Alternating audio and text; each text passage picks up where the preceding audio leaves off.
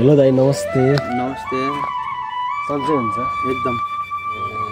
हजुरको शुभ नाम? मेरो खेमराज भण्डारी। अनि हाम्रो विशेष गरी यो पार्कमा के कस्तो भइरहेछ यसो जानकारी दिनुहोस्।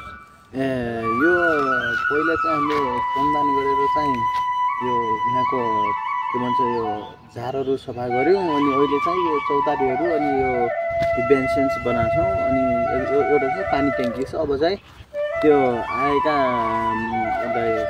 मान्छेहरूलाई चाहिँ यसो खानेपानीको के अरे तिर्खा लागेको बेला खानेपानीको व्यवस्था होस् भनेर हामीले चाहिँ धारा बनाउँदैछौँ। अब धारा चाहिँ 1-2 दिनमा बनाउँछौँ। 1-2 दिनमा बनाउँदै हुन्छ होइन? अनि तपाईँको यो पार्कमा तपाईँको गाउँवालाले के जति सहयोग गर्यो अनि यो चाहिँ हाम्रो स्थानीयबाट के कस्तो समाधान भयो? गाउँपालिकाबाट चाहिँ आर्थिक सहयोग भयो अनि यो स्थानीयबाट चाहिँ जनसमाधान भयो है। यहाँ मान्छेहरू कतिको आउने कतिको आउजाउ छ नि? जोस् चाडपर्व यताउता भयो भने जोस् उपस्थित हुनुहुन्छ। कोही बर्थडे मनाउने, कोही केही मनाउने अनि यसो लाएर चाडपर्व भयो भने सेलिब्रेसन गर्न आउनुहुन्छ। अनि तपाईँको साथसाथै यहाँ डस्टबिनको व्यवस्था अलिकता देखिँदैन, के भन्नु छ? अब म के भन्छु भने अब डस्टबिनको व्यवस्था चाहिँ अब यो साल चाहिँ भएन। अब अर्को सालबाट चाहिँ डस्टबिनको पनि व्यवस्था गर्ने। अनि साँझको लागि चाहिँ सजिलो होस् भन्नको लागि चाहिँ एउटा सोलर लाइटको पनि के अरे गाउँपालिकासँग माग गरेका छौँ।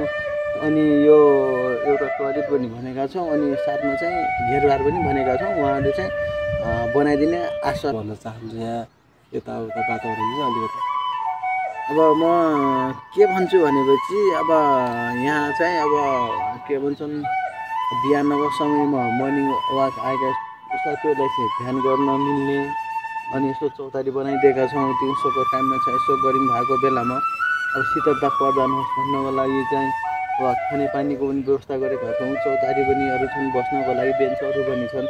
व्यवस्था भएको छ। अब त्यस्तो त छैन। त्यही हो अब गर्दै गऱ्यो भनेपछि व्यवस्था चाहिँ हुन्छ।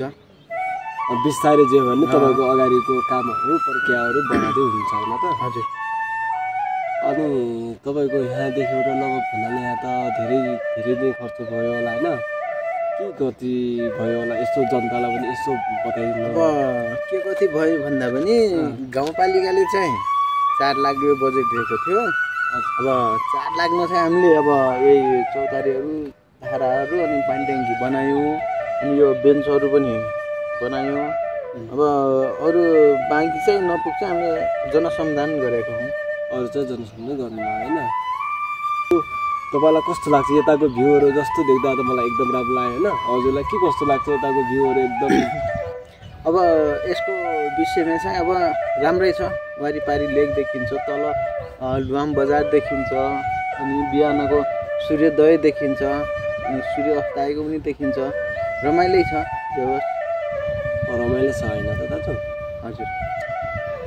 तपाईँ यो जोस पार्कको तपाईँ चाहिँ एउटा प्रतिनिधि नभएर अरू केसम्म केही हुनु भएको छ कि छैन? नै, म यस पार्कको प्रतिनिधि नै हो। प्रतिनिधि नै हो होइन? कुन पदमा हुन्छ? म अहिले सचिवमा होइन? जानकारी चाहिँ त्यसो केही छैन। अब प्रायः जसोलाई चाहिँ थाहा छ यहाँ यस्तो यस्तो छ भनेर। हजुर। अब त्यस्तो चाहिँ छैन। अब त्यही बनाइयो जानकारी चाहिँ त्यही अब पिकनिक सिकनिक खान आएकोलाई चाहिँ खानेपानीको व्यवस्था अनि र अब शौचालयको व्यवस्था चाहिँ छैन यो साल। अब अर्को सालतिर व्यवस्था गर्छौँ शौचालयको चाहिँ। अब यो चाहिँ अहिले चाहिँ के अरे तत्काललाई चाहिँ खानेपानीको र यो चौतारीहरूको र बस्नको लागि बेन्चको मात्र व्यवस्था छ। अनि हाम्रो यो अब यहाँ चाहिँ तपाईँको पार्कको नाम के राख्नु भएको छ कि राख्नु भएको छैन? अब राख्ने भन्दा पनि अब त्यही पहिलाको अब फलाबाङको चाहिँ अस्तित्व मेटिँदै गएका हुनाले चाहिँ त्यही हामीले फलाबाङ पार्क भनेर नै राखेका छौँ। फलाबाङको पार्कै भनेर राख्नु भएको छ होइन त? ल ठिक छ, समयको लागि टाइम दिनुभयो हजुरलाई धेरै धेरै धन्यवाद। ल हस्, नमस्ते।